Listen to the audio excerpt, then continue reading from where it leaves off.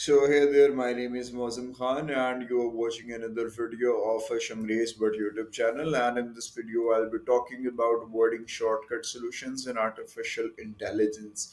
So a new method forces a machine learning model to focus on more data when learning a task, which leads to more reliable predictions.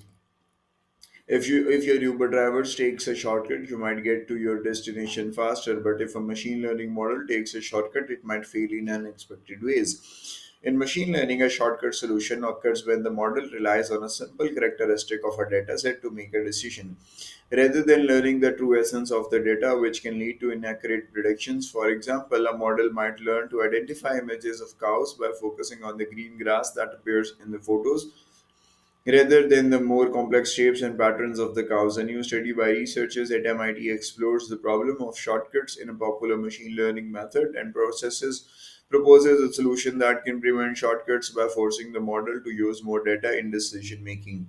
By removing the similar characteristics the model is focusing on, the researchers force it to focus on more complex features on the data that it hadn't been considering. Then, by asking the model to solve the same task two ways, once using those simpler features and then also using the complex features it has now learned to identify, they reduce the tendency for shortcut solutions and boost the performance of the model.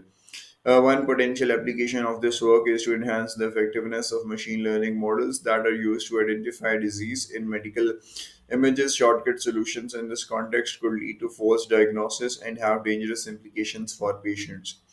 It is still to tell why deep neural networks make the decisions that they do, and in particular, which parts of the data these networks choose to focus upon when making a decision.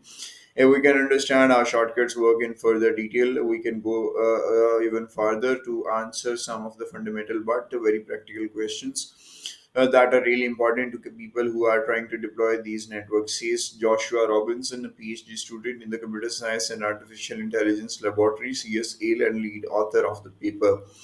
Robinson wrote the paper with his advisor, senior author Sarvit Sara, the Ishtar and Harold Edgerton, career development associate professor in the Department of Electrical Engineering and Computer Science (EECS) and a core member of the Institute of Data Systems and Society (IDSS) and the Laboratory for Information and Decision Systems. And Stephen Jagela, the ex-Constrium Career Development Associate Professor in EECS and a member of CSAL and IDSS, as well as University of Pittsburgh.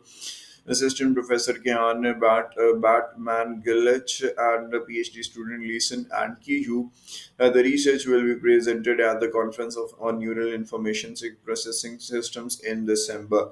The long road to understanding shortcuts. Then researchers focused their study on contrastive learning, which is a powerful form of self-supervised machine learning. In self-supervised machine learning, a model is trained using raw data that do not have labeled descriptions from humans. It can therefore be used successfully for a larger variety of data. A self supervised learning model learns useful representations of data which are used as inputs for different tasks like image classification. But if the model takes shortcuts and fails to capture important information, these tasks won't be able to use that information either.